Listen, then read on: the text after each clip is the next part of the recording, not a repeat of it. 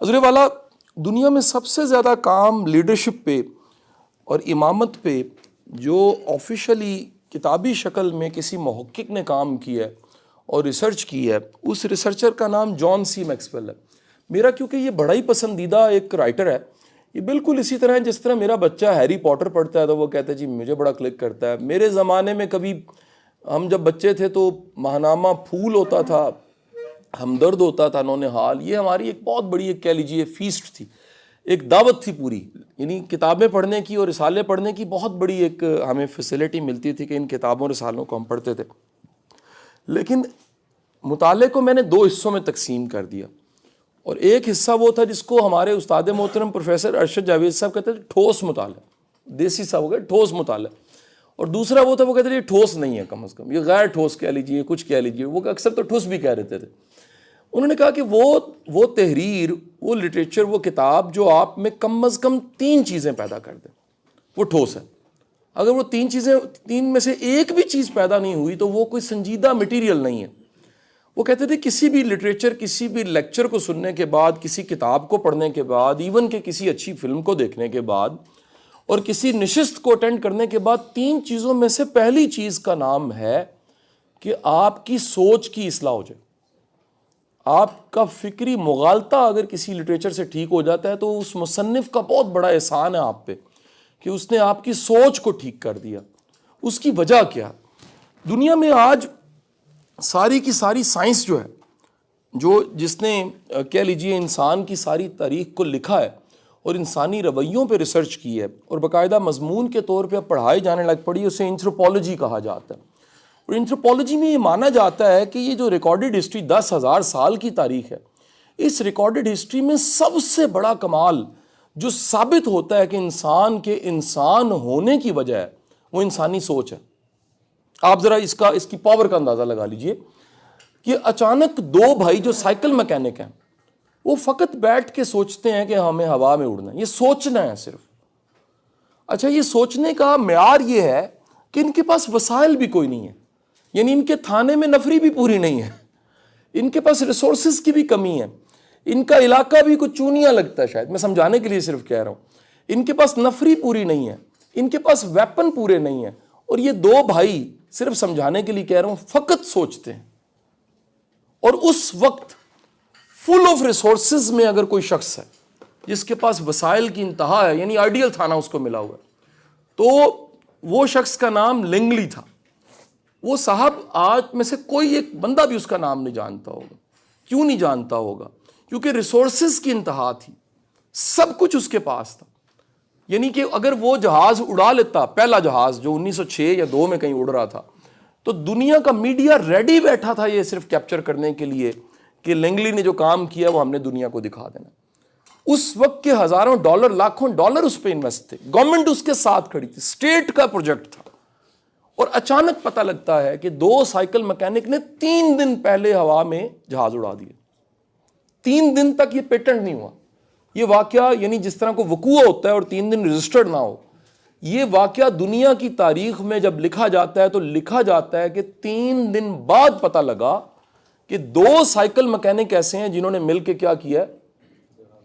اچھا، ایک لمحے کے لیے اگر آپ تخیل کی طاقت سے ماضی میں چلے جائیے تو آپ یہ ضرور سوچئے گا کہ جہاز سے پہلے کی دنیا کیسی تھی اور جہاز کے بعد کی دنیا کیسی ہے. آج تو دیکھیے آپ میں سے ہر دوسرا چوتھا بندہ جہاز میں بیٹھا ہی ہے.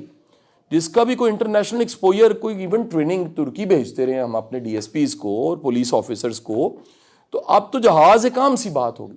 لیکن آپ 100 سال پیچھے جائیے، جب مسافت طے کرنے کے لیے گورے نے کہیں 1880s میں جب یہاں پہ قوانین بنائے تھے تو اس نے دیکھا تھا کہ اگر ہم نے وقوعے کو دیکھنا ہے اور سمجھنا ہے تو کتنا بڑا علاقہ ہے جس کو گھوڑے پہ، خچر پہ یا ٹانگے پہ کور کیا جا سکتا ہے. تب جیب نہیں آئی تھی، تب کسی قسم کی وہیکل نہیں تھی، اور وہ قوانین تب بن رہے ہیں 1980 کی دہائی میں، جس کے بارے میں آج بھی ہائی کورٹ کے ججز کہتے ہیں کہ یہ امینڈ ہونے چاہیے. اب جو ہے وہ زمانہ بدل چکا ہے.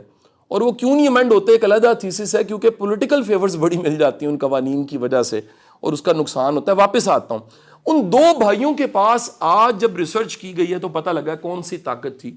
ان کے پاس ریسورسز نہیں تھے, ان کے پاس میڈیا نہیں تھا, ان کے پاس اسٹیٹ کی پاور نہیں تھی, ان کے پاس نفری نہیں تھی, ان کے پاس وہیکلز نہیں تھیں, ان کے پاس صرف ایک چیز تھی جس پہ پوری کتاب طارق صاحب لکھی گئی ہے. یہ کتاب بھی میرے پہ ڈیو ہوگی, میں نے لا کے دینی ہے آپ کو. One of the fantastic book, the book name is start with Y. اتنی موٹی کتاب سائمن سینک کی. اور سر میں آپ کی اطلاع کے لیے کروں, سائمن سینک کیونکہ زندہ ہے, اور ایک میرا اس ملک کا کو 5 تارہ ہوٹل میرا کلائنٹ رہا ہے, ان کی میں ٹریننگز کرتا رہا ہوں. تو ان کی کانفرنس تھی پشاور میں. وہ کسی نے مجھے کہا شاہ جی کوئی ادارہ چھڈیا بھی ہے. میں کہ جی ہوں نظر ہے مذاق حاملہ ہونے دے علاوہ سارے تجربے مینوں ہو چکے نے, ہوں بچہ کچھ نہیں. یعنی اللہ نے وہ ایکسپوئر بھی چھوٹی عمر میں بہت زیادہ دے دیا نا. میں بعض اوقات بڑا مجھے فنی لگ رہا ہوتا ہے کہ سامنے بیٹھا بندہ جھوٹ بھی بڑے اعتماد سے بول رہا ہوتا ہے, اس کو کک بھی نہیں میاں سا پتا ہوتا, یعنی اس کو گلی کی سیاست سے اوپر کا کچھ نہیں پتا ہوتا. بعض اوقات تو کسی بڑے سیاسی بندے کا حوالہ اور نام لے کے وہ کہہ رہا ہوتا ہے کہ میں نے یہ کیا ہے, اور میں حیران ہوتا ہوں کہ کل چائے پیتے اس نے بالکل 180 بات مجھے کہی ہوتی ہے. تو یہ میں ایکسپوئر میرا یہ تھا کہ میں پشاور میں اس کانفرنس میں سائمن سینک کو پڑھا رہا تھا. تو اس وقت اس 5 تارہ ہوٹل کی جو سیلز کی پاکستان کی ہیڈ تھی وہ امریکن تھی. تو بعد سیشن میرے پاس وہ آ گئی, اس نے کہا you quote the name of Simon Sinek and it's interesting, he is my teacher. تو میں نے کہا وہ میری طرح جس طرح میں لیکچر دیتا ہوں ہزاروں کو, تو اس کسی لیکچر میں بیٹھ کے یہ بھی اسٹوڈنٹ بن گئی ہوگی. تو اس نے کہا نو, امریکہ میں جو ٹیکنیکل انڈسٹریل پروفیسرز ہیں ان کی علیحدہ سیلریز ہیں. یہ وہ لوگ ہیں جو قابل ترین دماغ ہیں, ان کو یونیورسٹیوں میں بھیجا جاتا ہے اور کہا جاتا ہے بات کرو جا کے ان سے, کتاب کے علاوہ بات کرو. تو سائمن سینک نے آج وہ پوری کتاب جس کا نام اسٹارٹ ود وائی ہے, اسٹارٹ ود وائی, وہ لکھتا ہے ان 2 بھائیوں کے پاس پہلی چیز جو تھی وہ کیا تھی, سوچ تھی. سوچ کا سائز اتنا بڑا تھا کہ 2 مکینکوں نے سوچ لیا کہ ہم نے کہاں جانا ہے, ہم نے ہوا میں اڑ کے دکھانا ہے. سر فلائٹ کا دورانیہ سن لیجئے گا, نہ بیلٹ باندھنے کا ٹائم تھا, نہ اس میں یہ اناؤنس کیا گیا تھا کہ ماسک اگر نیچے گرے تو پہلے خود لگانا ہے پھر بچوں کو لگانا ہے, نہ اس میں کہا گیا تھا کہ اس میں ایئر ہوسٹس یہ موجود ہے جو آپ کی خدمت کے لیے حاضر, نہ یہ کہا گیا تھا کہ جب اتریں گے جہاز اور چڑھے گا جہاز تو کھڑکیاں کھلی رکھنی, نہ اس میں یہ بتایا گیا تھا کہ ابھی واش روم آپ نہیں جا سکتے. صرف ایک سائیکل نما جہاز تھا جس کی فلائٹ کا ٹائم صرف 8 سیکنڈ تھا. 3 دن کے بعد پوری دنیا کو صرف ایک یقین ملا تھا, اور وہ یقین کیا تھا کہ ہم